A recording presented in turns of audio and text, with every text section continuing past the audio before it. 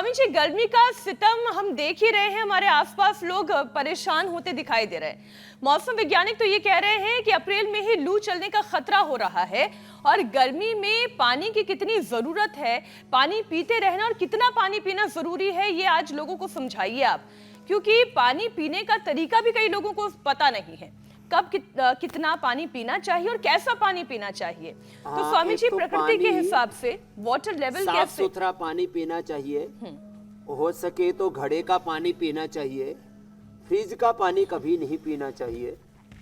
मिट्टी में करीब करीब 99% अपने आप ही सारे दोषों के अवशोषण करने की क्षमता होती है। तो मिट्टी के घड़े में रख करके पानी पीना चाहिए, साफ सुथरा पानी पीना चाहिए। जहाँ कुओं का पानी पिया जाता है तो कुआं साफ होना चाहिए। बावड़ियों का, तालाबों में भी पहले तो बहुत साफ सुथरा पानी हुआ करता था, और यहाँ तक कि हमारी नदियाँ भी बड़ी पवित्र हुआ करती थी और उनसे सीधे जल लेके पिया जा सकता था। कोई एक रत्ती भर भी किसी प्रकार की अशुद्धि जो है वो हमारे पवित्र नदियों में नहीं डालते थे। इसलिए हमारे बहुत से महापुरुष सीधा, अब जैसे हमारे पूज्य राजेंद्र दास जी महाराज जी गंगा जल का ही सेवन करते हैं, ऐसे हमारे बहुत से महापुरुष हैं, पूज्य मोरारी बापू है। ये अब वो पवित्रता हमने कहीं ना कहीं उसके साथ छेड़छाड़ कर दी, और हुआ ये परिणामतः कि ये अशुद्ध जल, इससे करीब 80-90% प्रॉब्लम्स आती है अशुद्ध जल पीने से। फिर पानी उबाल करके और छान करके पीने का, और अब तो कई तरह के फिल्टर भी आ गए हैं, उसके अकॉर्डिंग पानी पीने की बात कही जाती है। तो पानी शुद्ध पीना चाहिए, और किसी को गंगा, जमुना, कृष्णा, कावेरी ऐसे पवित्र नदियों का पवित्र जल मिल जाए तो बात ही क्या। 2 से 2.5 लीटर पानी अवश्य पीना चाहिए, या 2 से 2.5 लीटर लिक्विड शरीर में जरूर जाना चाहिए। इससे कम लिक्विड जाएगा तो डिहाइड्रेशन हो जाएगा और हमारे सेल, टिश्यू, ऑर्गन्स उससे खतरे में आ जाते हैं। जल ही जीवन है। पूरे शरीर की तरलता, पूरे शरीर की सरलता, पूरे शरीर का स्वास्थ्य, पृथ्वी, अग्नि, वायु, जल, आकाश, इसमें 2 प्रधान तत्व हैं शरीर में। एक जल तत्व है, करीब 80% हमारी बॉडी में जल ही होता है, और उसकी कमी होने से जो है, जैसे जमीन को जल ना मिले तो सूख जाती है, वो मरुभूमि हो जाती है, उस पर एक तिनका भी नहीं फिर टिकता है, उगता है।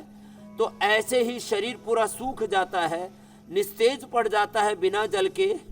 तो जल की महिमा तो बहुत ज़्यादा है। 2 से 2.5 लीटर जल चाहिए। उसकी कमी से फिर किडनी की प्रॉब्लम होगी, जल की कमी से किडनी में स्टोन होगा, जल की कमी से फिर लिवर की प्रॉब्लम होगी, कॉन्स्टिपेशन होगा, कोलाइटिस, IBS होगा, एसिडिटी बनेगी जल की कमी से। फिर सारे ऑर्गन्स में परेशानी आ जाएगी।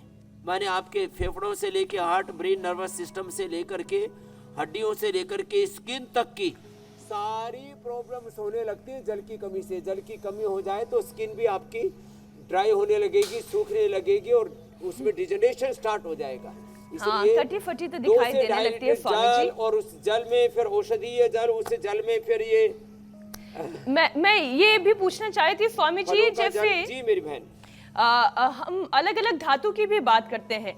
कौन से धातु की ग्लास में या कौन से धातु की बोतल में पानी रख के पीना चाहिए, और किस प्रकृति के व्यक्ति को कौन सा पानी बहुत फायदा करता है? जैसे अभी आपने कहा ना, औषधीय जल, अगर किसी की वायु प्रकृति है, किसी की पित्त प्रकृति है, तो उन्हें कौन सी धातु में रखा हुआ पानी सबसे लाभकारी होता है? तो देखो, तांबे के बर्तन में रखा हुआ पानी वात रोगों में और कफ रोगों में लाभकारी होता है, लेकिन जिनकी पित्त की प्रकृति है उनको तांबे के पात्र का पानी नहीं पीना चाहिए। चांदी का पात्र, आजकल ग्लास तो सबको मिल ही जाता है, तो एक एक गिलास तो लगभग आजकल सभी के घरों में होता ही है। तो तांबे के लोटे में, चांदी के लोटे में, चांदी का पित्त की प्रकृति वालों को और मस्तिष्क के रोगों में बड़ा उपयोगी होती है चांदी।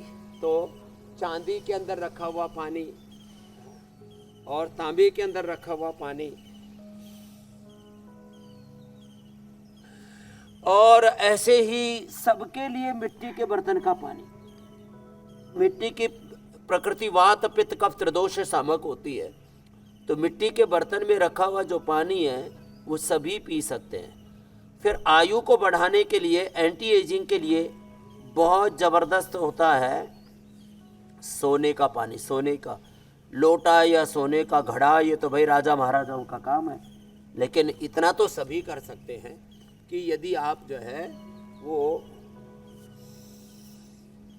सोने का सिक्का डाल लें, आप घड़े में भी डाल सकते हैं और आप इसको तांबे के या चांदी के पात्र में भी उसको डाल सकते हैं, या एक घड़े के अंदर एक तांबे का, एक सोने का, एक चांदी का सिक्का डाल दिया और उस पानी को पी लिया तो ये सर्व रोग निवारक जल हो जाएगा। ऐसे पानी पी सकते हैं। प्लास्टिक में रखा हुआ पानी कभी नहीं पीना चाहिए, फ्रिज का रखा हुआ पानी कभी नहीं पीना चाहिए। हाँ, उस 70% लोगों के शरीर में छोटे छोटे प्लास्टिक के सूक्ष्म माइक्रो कण मिले हैं और इससे कैंसर, लीवर, किडनी की और स्किन की भयंकर बीमारियां हो रही हैं। इसके ऊपर भी थोड़ा ध्यान देने की ज़रूरत है कि हम ऐसा पानी न पिए। हाँ, जीरा, धनिया, मेथी, सौंफ, अजवाइन का पानी पेट के लिए, कई बार मैं बताता हूँ, जीरा, धनिया, मेथी, सौंफ, अजवाइन का पानी पेट के लिए।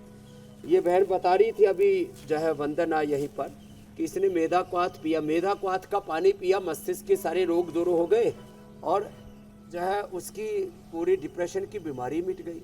अर्जुन की छाल का पानी हार्ट के लिए, गोखरू का और धनिये का पानी किडनी के लिए, धनिये का पानी तो थायराइड के लिए भी बड़ा अच्छा रहता है।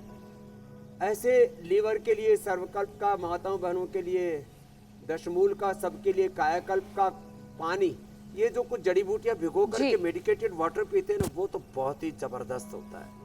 अब जैसे किसी को पूरे शरीर को डिटॉक्स करना है तो सुबह से शाम तक, सुबह दोपहर शाम 3 बार लौकी का या पेठे का जूस पी ले। पानी तो है ही वो, लेकिन वो मेडिकेटेड वाटर है और उससे पूरा शरीर ऐसे साफ हो जाता है, ऐसे शुद्ध हो जाता है जैसे किसी ने बहुत ही स्ट्रॉन्ग वॉशिंग पाउडर डाल करके धो दिया। ऐसे पूरे शरीर की धुलाई कर देता है, जल अंदर की सफाई भी करता है, शक्ति भी देता है।